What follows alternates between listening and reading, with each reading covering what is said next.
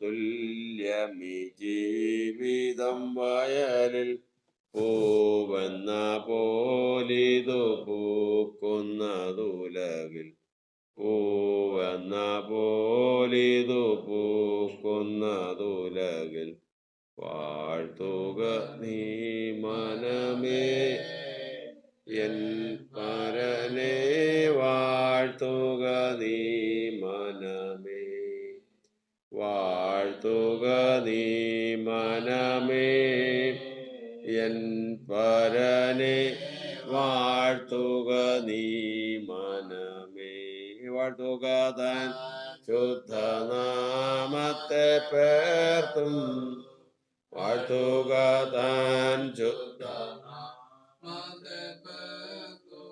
പാർത്ഥിവൻ തൻ ഉപകാരത്തെ ഓർത്തും പാർത്ഥിവൻ തൻ ഉപകാരത്തെ ഓർത്തും വാഴ്ത്തുക നീ മനമേ എൻ പരനെ വാഴ്ത്തുക നീ മനമേ വാഴ്ത്തുക നീ മനമേ എൻ പരനെ വാഴ്ത്തുക നീ മനമേ മക്കളിൽ കാരുണ്യം താതനെന്നോണം മക്കളിൽ കാരുണ്യം താതനെന്നോണം ഭക്തരിൽ വാത്സല്യവാനവനൂനം ഭക്തരിൽ വാത്സല്യവാനവനൂനം വാഴ്ത്തുക നീ മനമേ എൻ പരനെ വാഴ്ത്തുക നീ മനമേ വാഴ്ത്തുക നീ മനമേ എൻ പരനെ വാഴ്ത്തുക നീ മനമേ. പരിശുദ്ധനായ ദൈവമേ, സ്വർഗ്ഗസ്ഥ പിതാവേ, നല്ല സമയത്തിനായി ഞങ്ങൾ കർത്താവിനെ സ്തുതിക്കുന്നു. കർത്താവ് എന്ന് ഞങ്ങൾ സഭാരാധനയ്ക്കായി കർത്താവിലേക്ക് മുട്ടുകളെ മടക്കിയിരിക്കുന്നുവല്ലോ. ദൈവസന്നിധിയിലേക്ക് ഞങ്ങൾ കർത്താവെ സമർപ്പിച്ച എല്ലാ വിഷയങ്ങൾക്കുമായി സ്തോത്രം. ഞങ്ങൾക്ക് കർത്താവെ അനുഗ്രഹിക്കപ്പെട്ട ആരാധനയും വിടുതലിൻ്റെ ശുശ്രൂഷകളും സ്വർഗത്തിൽ നിന്ന് കർത്താവെ അതിൻ്റെ സാക്ഷ്യവും ഞങ്ങൾക്ക് കൽപ്പിച്ചു തരുമാറാകണം. ഞങ്ങൾ കർത്താവ് വിടുതലോടുകൂടി എഴുന്നേൽപ്പാൻ ദൈവശക്തിയോട് എഴുന്നേൽപ്പാൻ ഇടവരുമാറാകട്ടെ. കർത്താവെ കാത്തോണമേ, അനുഗ്രഹിക്കണമേ. ഞങ്ങൾ വായിച്ച സങ്കീർത്തനത്തിനായി സ്തോത്രം. കർത്താവെ ദൈവഹിതപ്രകാരം ഞങ്ങൾക്ക് വേണ്ട ദൂതുകളും ആലോചനകളും ദൈവശക്തിയും അതിൽ നിന്ന് കർത്താവ് തരുമാറാകണം. കർത്താവ് ജനത്തിനായി സ്തോത്രം. വിവിധ ഇടങ്ങളിൽ ഇതിൽ സംബന്ധിക്കുന്ന എല്ലാവരെയും ഓർത്ത് ഞങ്ങൾ പ്രാർത്ഥിക്കുന്നു. കാത്തോണമേ, അനുഗ്രഹിക്കണമേ. നന്മകൾക്കായി സ്തോത്രം. യേശുവിന്റെ നാമത്തിൽ നമുക്കിരിക്കാം. കർത്താവായ യേശു ക്രിസ്തുവിൻ്റെ അതിപരിശുദ്ധ നാമത്തിന് മഹത്വം ഉണ്ടാകുമാറാകട്ടെ. ഇന്ന് ഈ ആഴ്ചവട്ടത്തിൻ്റെ ഒന്നാമത്തെ ദിവസം ആരാധനയ്ക്കായി കൂടി വന്നിരിക്കുന്ന എല്ലാ ജീവിതങ്ങൾക്കും വിവിധ ഇടങ്ങളിലായി ഇതിൽ സംബന്ധിക്കുന്ന എല്ലാവർക്കും ക്രിസ്തുയേശുവിൻ്റെ ധന്യമായ നാമത്തിൽ സ്നേഹവന്ദനത്തെ അറിയിക്കുകയാണ്. കർത്താവിൻ്റെ വചനത്തിൽ നമ്മൾ എപ്പോഴും പഠിച്ചിട്ടുള്ളതുപോലെ തന്നെ എന്നെ ആരാധിപ്പാൻ എൻ്റെ ജനത്തെ വിട്ടയക്കുക എന്ന് അരുളി ചെയ്ത കർത്താവിനെ ആരാധിപ്പാൻ കടപ്പെട്ട കർത്താവിനാൽ വിടുവിക്കപ്പെട്ട ജനം ഇന്ന് കർത്താവിൻ്റെ സന്നിധിയിൽ ഒരുമിച്ച് കൂടുകയാണ്. അതുകൊണ്ട് ഉദ്ദേശിക്കുന്നത് എന്താണ്? യഥാർത്ഥത്തിൽ ഒറ്റ വാക്കിൽ ദൈവത്തെ ആരാധിക്കുക എന്ന് പറഞ്ഞാൽ എന്താണ്? അത് മറ്റൊന്നുമല്ല. വചനം പറയുന്നത് ദൈവത്തിന് സ്തോത്രയാഗം അർപ്പിക്കുക. ആ ഒരൊറ്റ കാര്യത്തിൽ ആരാധനയുടെ സകല ചട്ടങ്ങളും ഒതുങ്ങും. എന്നാൽ സ്തുതിക്കുന്നവൻ സ്തോത്രം പറയുന്നവൻ ആരായിരിക്കണം? സ്തുതിക്കുന്നതും സ്തോത്രം പറയുന്നതും നേരുള്ളവനായിരിക്കണം. കാരണം അതിനു വേണ്ടിയിട്ടാണ് മനുഷ്യനെ സൃഷ്ടിച്ചത്. മനുഷ്യൻ നേരില്ലായ്മ വരുന്നത് എന്തുകൊണ്ടാണ്? നേരുള്ള വാക്ക്, നേരുള്ള ജീവിതം, നേരുള്ള പ്രാർത്ഥന എന്നിങ്ങനെ വിവിധ തരത്തിൽ നമ്മൾ കേട്ടിട്ടുണ്ട്. അപ്പോൾ എന്താണ് നേരെന്ന് പറയുന്നതിന് വിപരീതം എന്താണ്? ഹൃദയത്തിലൊന്നും ഒരു കാര്യമുണ്ട്, പറയുന്നത് വേറെ കാര്യം. ഹൃദയത്തിലൊരു കാര്യം, വെച്ചിട്ട് മറ്റൊന്ന് പറയുന്നതും പ്രവർത്തിക്കുന്നതുമാണ് ആ, കപടം അല്ലെങ്കിൽ നേരില്ലായ്മ. അങ്ങനെയുള്ളവന്റെ സ്തോത്രം ദൈവം ഇഷ്ടപ്പെടുന്നില്ല. പിന്നെ ആരായിരിക്കണം? നേരുള്ളവനായിരിക്കണം. നേരുള്ളവന്റെ പ്രത്യേകതകൾ, നേരുള്ളവന് അനവധി പ്രത്യേകതകളുണ്ട്. എന്നാൽ നേരുള്ളവന്റെ ഏറ്റവും വലിയ പ്രത്യേകതയാണ് സത്യദൈവത്തെ ആരാധിക്കുക. സത്യദൈവമല്ലാതെ അവന്റെ ഹൃദയത്തിൽ ഏറ്റവും മുഖ്യമായിട്ട് വേറെ ഒന്നും ഉണ്ടാവില്ല. അവിടെയാണ് നേരിന്റെ ഏറ്റവും ഏറ്റവും അതിൻ്റെ മഹിമ നിലകൊള്ളുന്നത്. അവിടെയാണ്. അവനാണ് സ്തുതിക്കുമ്പോൾ അവിടെ കർത്താവ് തന്നെ അവിടെ പ്രത്യക്ഷനാകുന്നത്. അതുകൊണ്ടാണ് ഇസ്രായേലിന്റെ സ്തുതികൾ മേൽ വസിക്കുന്നതെന്ന് പറയുന്നത്. അതായത് ഇസ്രായേൽ എന്ന് പറഞ്ഞാൽ ആരാണ്? നേരുള്ളവനാണ്. നേരുള്ളവനാണ് ഇസ്രായേൽ. അപ്പൊ ഇസ്രായേൽ ഒരു സാക്ഷാൽ ഒരു ഇസ്രായേലിനാണ് ദൈവത്തെ സ്തുതിക്കേണ്ടത്. നേരുള്ളവനാണ് ദൈവത്തെ സ്തുതിക്കേണ്ടത്. അപ്പോ നമ്മൾ തുടക്കം മുതലേ പറഞ്ഞു വന്നത് മറന്നുപോകരുത്. ആരാധന എന്ന് പറയുന്നത് ഒറ്റ വാക്കിൽ പറഞ്ഞാൽ ദൈവത്തെ സ്തുതിക്കുക, സ്തോത്രം പറയുക എന്നുള്ളതാണ്. അതിനു വേണ്ടിയിട്ട് അവൻ നേരുള്ളവനായിത്തീരണം. നേരുള്ളവനായിത്തീരണമെങ്കിൽ ഹൃദയത്തിൽ ദൈവത്തെ കൂടാതെ മറ്റെന്തെങ്കിലും പ്രാധാന്യമായിട്ടുള്ളതെങ്കിലും ഉണ്ടെങ്കിൽ അത് മാറ്റണം. അവിടെയാണ് പ്രശ്നം. അവിടെയാണ് വചനം പറയുന്നത് യാഗം ആവശ്യം വരുന്നത് അവിടെയാണ്. അനുസരണം, യാഗം എന്നീ രണ്ട് കാര്യങ്ങൾ ആവശ്യം വരുന്നത് അവിടെയാണ്. മനുഷ്യന്റെ ജീവിതത്തിൽ ഹൃദയത്തിലേക്ക് നോക്കുമ്പോൾ സകല മനുഷ്യർക്കും അവർക്ക് വലുതായിട്ടൊരു കാര്യമുണ്ട്. അവർക്ക് വലിയ ഒരു ലക്ഷ്യമുണ്ട്. അതെന്തിനാണ്? അവൻ എന്തിനാണ് ഇപ്പൊ ഈ ഇടയായിട്ട് പ്രാർത്ഥനയും ജാഗരണങ്ങളും ആരാധനയൊക്കെ വളരെ കൂടുതലാണ്. എന്താണ് കാരണം എന്ന് അന്വേഷിച്ചപ്പോ അവനൊരു കാര്യം സാധിച്ചെടുക്കേണ്ടതുണ്ട്. അവന് ഇപ്പൊ അത്യാവശ്യം ഒരു കാര്യം സാധിക്കേണ്ടത് അത് ലോകത്തിൽ വെച്ച് തന്നെ ഈ ലോകത്തിലൊരു കാര്യം വേണം. അതിനു വേണ്ടിയിട്ട്, അല്ലാതെ ദൈവത്തെ ഭയപ്പെട്ടിട്ടോ ദൈവത്തെ സ്നേഹിച്ചതുകൊണ്ടോ ദൈവത്തെ വലുതായി കണ്ടതുകൊണ്ടൊന്നും അല്ല.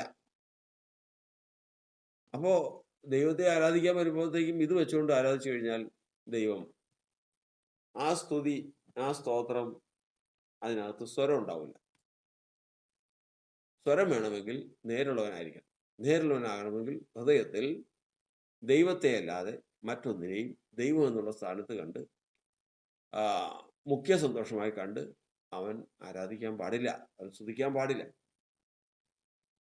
ഇവിടെയാണ് ആരാധിക്കാനായിട്ട് ഒരുങ്ങുന്ന ഒരു മനുഷ്യനെ ദൈവം കണ്ടുപിടിച്ചതിന് ശേഷം അബ്രഹാമിനെ ദൈവം വിളിച്ചു. അബ്രഹാം തെളിയിക്കപ്പെട്ടു കഴിഞ്ഞാൽ അബ്രഹാം ദൈവമേ സ്തോത്രം എന്ന് പറഞ്ഞാൽ മതി. സ്തുതി അല്ലെങ്കിൽ സ്തോത്രം എന്ന് പറഞ്ഞാൽ മതി, ആരാധനയായി. പക്ഷെ അബ്രഹാം തെളിയിക്കണം. അബ്രഹാം നേരുള്ളവനെന്ന് തെളിയിക്കണം. നേരുള്ളവനെന്ന് തെളിയിക്കണമെങ്കിൽ ഹൃദയത്തിൽ ദൈവത്തെയാണ് ഏറ്റവും കൂടുതൽ വിശ്വാസം, ദൈവത്തെയാണ് ഏറ്റവും കൂടുതൽ അനുസരണം, ദൈവത്തെയാണ് ഏറ്റവും കൂടുതൽ സ്നേഹം, ദൈവത്തെയാണ് ഏറ്റവും കൂടുതൽ ഭയം. 4 കാര്യങ്ങൾ തെളിയിക്കുന്നവനാണ് യഥാർത്ഥത്തിൽ നേരുള്ളവൻ. ഈ 4 കാര്യങ്ങൾ തെളിയിച്ചാൽ ഏതൊക്കെയാണെന്ന് ഓർത്തുകൊള്ളണം. വിശ്വാസം, അനുസരണം, ഭയം, സ്നേഹം. ഈ 4 കാര്യങ്ങൾ നമുക്ക് ദൈവത്തെ ആണെങ്കിൽ ഒരു പ്രശ്നമില്ല. നമ്മൾ ഇന്നിപ്പോ വിവിധ സ്ഥലങ്ങളിൽ നമ്മൾ ആയിരിക്കുന്നു. നമുക്കറിയാലോ, ജാതികളുടെ ദേശത്ത് പോയി ജീവിക്കുന്നവരുണ്ട്, അന്യദേശത്ത് പോയി തൊഴിലെടുക്കുന്നവരുണ്ട്, ഏറ്റവും ദുഷ്ടന്മാരോടുകൂടെ ജീവിക്കുന്നവരുണ്ട്. എന്താ ചെയ്യണേ? സാഹചര്യം, ജീവിത സാഹചര്യം അങ്ങനെ വന്നുപോയി. കാരണം തങ്ങൾക്ക് ഈ ലോകത്തിൽ ജീവിക്കണമെങ്കിൽ അതില്ലാതെ നിവൃത്തിയില്ല.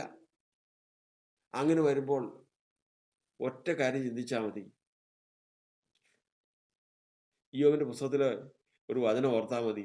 നേരുള്ളവർ എവിടെ മുടിഞ്ഞു പോയിട്ടുള്ളൂ? ചോദ്യമാണ്. ഉണ്ടെങ്കിൽ പറയണം. നേരുള്ളവര് എവിടെയാണ് മുടിഞ്ഞു പോയിരിക്കുന്നത്? പോവില്ല, പോവില്ല. അത് ഏത് നീ പാർക്കുന്ന ഇടം സാത്താൻ്റെ സിംഹാസനമുള്ളതുമായിരുന്നാലും നീ പേടിക്കണ്ട. ദൈവം നിന്നോടൊപ്പമുണ്ട്. ദൈവം നിന്നോടൊപ്പമുണ്ട്. പക്ഷെ ഒരു കാര്യമുണ്ട്, അത്രമാത്രം ദൈവം നിനക്ക് കൂട്ടാളിയും കാവലും രക്ഷകനും എല്ലാ നന്മയ്ക്കും ഉത്തരവാദിയായിട്ട് നിന്നോടുകൂടി ഇരിക്കണമെങ്കിൽ നിനക്ക് ഈ 4 കാര്യങ്ങൾ വേണം. ഏറ്റവും കൂടുതൽ നീ വിശ്വസിക്കുന്ന ദൈവത്തെ ആയിരിക്കണം, അനുസരിക്കുന്ന ദൈവത്തെ ആയിരിക്കണം, സ്നേഹിക്കുന്ന ദൈവത്തെ ആയിരിക്കണം, ഏറ്റവും കൂടുതൽ ഭയപ്പെടുന്ന ദൈവത്തെ ആയിരിക്കണം. ഇന്ന് നമ്മൾ വിശ്വാസ സമൂഹത്തെ എടുത്താൽ മതി. ലോകജാതികൾ അവിടെ നിൽക്കട്ടെ. വിശ്വാസ സമൂഹത്തെ എടുത്താൽ മതി. ഏറ്റവും കൂടുതൽ ഭയമുള്ളത് ആരെയാണ്? മനസ്സിലാകും. ദൈവത്തെയല്ല, ലോകത്തെ പല പല കാര്യങ്ങളെയും ഭയപ്പെടുന്നതുണ്ട്. ഏശാവ് ഭയപ്പെട്ടതുപോലെ മരണത്തെ ഭയപ്പെടുന്ന അവസ്ഥയുണ്ട്. ദൈവത്തെക്കാൾ കൂടുതൽ മരണത്തെയാണ് ഭയപ്പെടുന്നത്. ഏറ്റവും കൂടുതൽ വിശ്വാസം ഏതിനെയാണ്? ലോകത്തെയാണ് വിശ്വാസം. ലോകത്തെയാണ് വിശ്വാസം. ഏറ്റവും കൂടുതൽ സ്നേഹിക്കുന്നത് ഏതാ? അത് നോക്കിയാൽ അറിയാം. ഏറ്റവും കൂടുതൽ അനുസരിക്കുന്നത് ആരെയാ? അതും ദൈവത്തിന് മുമ്പാകെ ഉണ്ട്. ഈ 4 കൂട്ടം കാര്യങ്ങൾ ഏകസത്യ ദൈവത്തെ ആണെങ്കിൽ ഒരു കാര്യം ചെയ്യും. വചനം പറയുന്നത് അവൻ മുടിഞ്ഞു പോകുന്നെന്ന് കാണട്ടെ. സാധ്യമല്ല, സാധ്യമല്ല. ഈ ഭൂലോകം മൊത്തം ഇളകിയെന്നിരിക്കും, അവൻ ഇളകിപ്പോവില്ല. കാരണം ഈ 4 കാര്യങ്ങളുള്ളവൻ സിയോനുമായിട്ട് ബന്ധപ്പെട്ടിരിക്കുക. സിയോനാണെങ്കിൽ ഒരിക്കലും ഇളകിപ്പോകാത്ത ഒരു സ്ഥാനമാണ്. ദൈവം വസിക്കുന്ന പർവ്വതമാണ്. ആ പർവ്വതവുമായിട്ട് അവൻ്റെ പ്രാണൻ ബന്ധപ്പെട്ടിരിക്കുന്നതുകൊണ്ട് ഒരിക്കലും ഇളകില്ല. ആ പ്രാണനുമായിട്ട് അവൻ്റെ ബന്ധമാണ് നമ്മൾ ഈ പറഞ്ഞ 4 കാര്യങ്ങൾ. വചനം പറയുന്നത് ഇങ്ങനെയുള്ളവൻ വേറെ ഒന്നും ചെയ്യേണ്ട. യേശുവേ സ്തോത്രം, ദൈവമേ സ്തുതി, സ്തുതിക്കുന്നു പിതാവേ എന്ന് പറഞ്ഞാൽ മതി. എന്തൊക്കെ ഒഴിവാക്കാം? യാഗം ഒഴിവാക്കാം, എന്തെല്ലാം പ്രശ്നങ്ങൾ ഒഴിവാക്കാം. അതുകൊണ്ട് പറയുന്നത് നേരുള്ളവരായിരിക്കണം സ്തുതിക്കുമ്പോൾ. അവിടെ ചെല്ലുമ്പോൾ കർത്താവിൻ്റെ അടുക്കൽ ചെന്ന് ദൈവമേ സ്തുതി സ്തോത്രം എന്ന് പറയുമ്പോൾ അവൻ നേരുള്ളവനായിരിക്കണം. ഹൃദയത്തിൽ വേറൊന്നും ഉണ്ടാകാൻ പാടില്ല. അതുകൊണ്ട് ഫറവോൻ പറഞ്ഞു, നിങ്ങൾ പുരുഷന്മാർ പൊയ്ക്കോ, നിങ്ങളുടെ കന്നുകാലികൾ, സ്ത്രീകൾ, കുട്ടികൾ, വേണ്ടപ്പെട്ട അവരെ കൂടെ നിൽക്കട്ടെ എന്ന് പറഞ്ഞപ്പോൾ മോശ പറഞ്ഞത് പ്രകാരമാണ്. അവിടെ ചെല്ലുന്ന സമയം വരെ എന്നെ ആരാധിപ്പാൻ എൻ്റെ ജനത്തെ വിട്ടയക്കാൻ അരുളിച്ചെന്ന് പറഞ്ഞ ദൈവം ആ പറഞ്ഞ സ്ഥലത്ത് ഞങ്ങൾ ചെല്ലുന്നത് വരെയും എന്തിനെയാണ് അർപ്പിക്കേണ്ടതെന്ന് ഞങ്ങൾക്കറിയില്ല. ഏതിനെയാണ് അർപ്പിക്കേണ്ടതെന്ന് അറിയില്ല. കാരണം ദൈവം ഹൃദയത്തെ നോക്കുന്നവനാണ്. അവിടെ കർത്താവിന് മുമ്പാകെ ചെന്ന് നിൽക്കുമ്പോൾ ദൈവം ഹൃദയത്തെ നോക്കി. ഇന്ന് ദൈവവുമായിട്ടുള്ള ബന്ധത്തിൽ നിന്ന് അവനെ തടുക്കുന്നത് അവൻ്റെ ധനമാണ്. എന്നാൽ നീ അതിനെ അങ്ങ് കൊടുക്കും. അപ്പോഴേ ദൈവം പറയും, ഇനി അവന് 2 മക്കളുള്ളതാണ്, അതാണ് അവന് ഹൃദയത്തിൽ ഏറ്റവും വലുത്. അപ്പോൾ ദൈവം തീരുമാനിച്ച് ഒരു കാര്യം, അവരെ അങ്ങോട്ട് യാഗം കഴിക്കും. അവൻ നേരുള്ളവനായി തീരണമെങ്കിൽ അത് ചെയ്യണം. അതുകൊണ്ടാണ് കർത്താവ് പറഞ്ഞിരിക്കുന്നത്, എന്നെ അനുഗമിക്കാൻ ആരെങ്കിലും ഇച്ഛിച്ചാൽ അവൻ തനിക്കുള്ളതെല്ലാം വിറ്റ് ദരിദ്രന് കൊടുക്കട്ടെ. ഇങ്ങനെ കൊടുക്കുമ്പോൾ അവന് സ്വർഗത്തിൽ ധനമുണ്ടാകും, സ്വർഗത്തിൽ നിക്ഷേപം ഉണ്ടാകും. നിന്റെ നിക്ഷേപമുള്ളിടത്ത് ഒരു ഹൃദയം ഇരിക്കും. പിന്നെ നിന്റെ ഹൃദയം സ്വർഗത്തിലായിരിക്കും. നീ നേരുള്ളവനായിരിക്കും. പിന്നെ വന്നതിനെ അനുഗമിക്കാം. അതാണ് ദൈവം തന്നിട്ടുള്ള വഴി. അപ്പോൾ ഒരു മനുഷ്യൻ നേരുള്ളവനായി തീരാനുള്ള വഴികൾ ദൈവത്തിൻ്റെ വചനം പറഞ്ഞിരിക്കുന്നത് അത് എത്രയോ ബൃഹത്തായിട്ടുള്ള അർത്ഥങ്ങളും എത്രയോ ആശയങ്ങളും നിറഞ്ഞതാണെന്ന് നമ്മൾ ചിന്തിച്ചു കൊള്ളണം. അപ്പോൾ അവിടെ നിന്ന് നോക്കുമ്പോൾ ഇസ്രായേൽ ജനം പറയുകയാണ്, അവിടെ ചെല്ലുന്നത് വരെയും ഞങ്ങൾക്ക് അറിയാൻ പാടില്ല.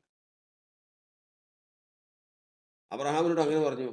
അബ്രഹാമിന്റെ ഹൃദയത്തിലേക്ക് ദൈവം നോക്കുമ്പോൾ, അബ്രഹാമേ, നിന്റെ മകൻ, നീ സ്നേഹിക്കുന്ന നിന്റെ മകൻ ഇസ്ഹാക്കിനെ. അബ്രഹാം തയ്യാറായിട്ട് അവിടുന്ന് യാത്ര പുറപ്പെട്ടു. പോകുന്ന വഴിക്ക് എന്തുമാത്രം ചിന്തകൾ ഉണ്ടായിട്ടുണ്ടെന്ന് ചിന്തിക്കണം. എത്രമാത്രം ചിന്തകൾ! കാരണം തനിക്കൊരു മകനുള്ളതിനെ യാഗം കഴിക്കാൻ പോവാ.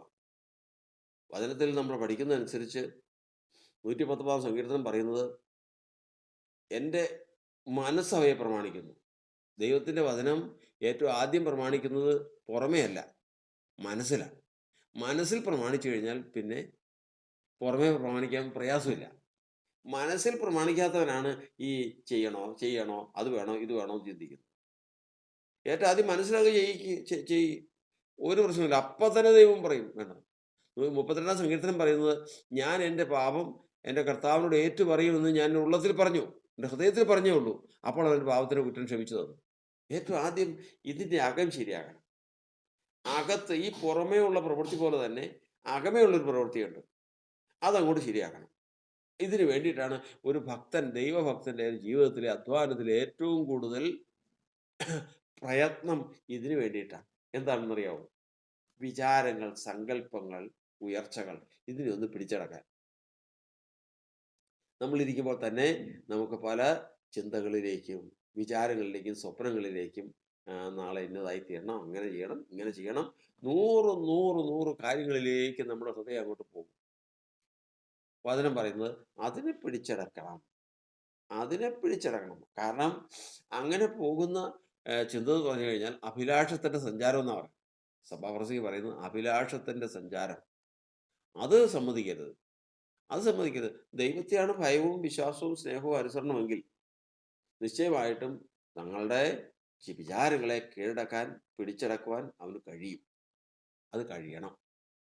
അപ്പോൾ അബ്രഹാം പറഞ്ഞു. അബ്രഹാം മകനുമായിട്ട് പോയി. ഒടുവിൽ അബ്രഹാം തീരുമാനിച്ചു, യാഗമൊന്നും കഴിഞ്ഞിട്ടില്ല, മോറിയാമലയിൽ എത്തിയിട്ടില്ല. അവിടെ ചെന്ന് കൈകാലുകൾ കെട്ടി അർപ്പിക്കാനായിട്ട്, മകനെ യാഗം കഴിക്കാനായിട്ട് ഒരുങ്ങി. ഇനി കത്തി വെച്ചാൽ മതി, അത് പുറമെയാണ്. 32 സങ്കീർത്തനത്തിൽ നമ്മൾ വായിച്ചതുപോലെ ഹൃദയം കൊണ്ട് തീരുമാനിച്ചു കഴിഞ്ഞു. ഹൃദയം കൊണ്ട് തീരുമാനിച്ച് കത്തി എടുത്തപ്പോൾ മതി, മതി, ദൈവത്തിന് മുമ്പാകെ അത് നടന്നു കഴിഞ്ഞു. പുറമേ നടന്നില്ലെങ്കിലും ഹൃദയത്തിൽ നടന്നു. കർത്താവ് ഹൃദയത്തിൽ നടന്നെങ്കിൽ ഇന്ന് ഹൃദയത്തിലേക്ക് നോക്കുമ്പോൾ ഒരു പ്രശ്നവുമില്ല. കാരണം അബ്രഹാം നേരുള്ളവൻ തന്നെയാണെന്ന് തെളിഞ്ഞു. പിന്നെ ഒരു മകനുള്ളതിനെ കൊടുക്കേണ്ട കാര്യം എന്താ? ദൈവം നോക്കി, ഹൃദയത്തെ നോക്കി അബ്രഹാം നേരുള്ളവൻ തന്നെയാണ്, വേണ്ട, പ്രശ്നമില്ല. ഇനി മകനൊന്നും ഞാൻ കഴിക്കണ്ട. അത് നോക്കിയപ്പോൾ ദൈവം ഒരുക്കിയിട്ടുണ്ട്. നോക്കിയപ്പോൾ ആ കാട്ടിൽ കമ്പുകൾക്കിടയിൽ കുടുങ്ങി ഒരു ആട്ടുകൊറ്റൻ കിടക്കുന്നു. ദൈവം ഒരുക്കി വെച്ചിരിക്കുന്ന അതിനെ കൊണ്ടുവന്ന് യാഗം കഴിച്ചാൽ മതി. യാഗം കഴിച്ചു. അപ്പോൾ അവിടെ ചെല്ലുന്നവരെ, മോറിയാമലയിൽ ചെന്ന് യാഗപീഠത്തിൽ എത്തുന്നവരെയും ആരെയാണ് എന്തിനാണ് യാഗം കഴിക്കേണ്ടതെന്ന് അറിയില്ല. കാരണം അവിടെ എത്തുമ്പോൾ എന്താണ് ഹൃദയത്തിലുള്ളത് അതങ്ങ് ചെയ്തേച്ചാൽ മതി. യാഗം കഴിഞ്ഞു. ദൈവത്തെ സ്തുതിച്ചു. കർത്താവിനെ സ്തോത്രം. അപ്പോൾ മനുഷ്യനുള്ളതാ വിലപ്പെട്ടതൊന്നും എടുത്തു കളയുക എന്നുള്ളതല്ല ദൈവത്തിൻ്റെ ഉദ്ദേശം. ദൈവത്തെക്കാൾ ഉപരി എന്തെല്ലാം ഉണ്ടോ അത് അവനെ വക്രതയുള്ളവനാക്കും. ആ വക്രത നീക്കി നേരുള്ളവനാക്കി തീർക്കാനാണ് കർത്താവ് ഇതെല്ലാം ചെയ്യുന്നത്. ഒറ്റ കാര്യം മാത്രമേ ഉള്ളൂ ദൈവത്തിൻ്റെ ഉദ്ദേശം. ദൈവം മനുഷ്യനെ നേരുള്ളവനായി സൃഷ്ടിച്ചു.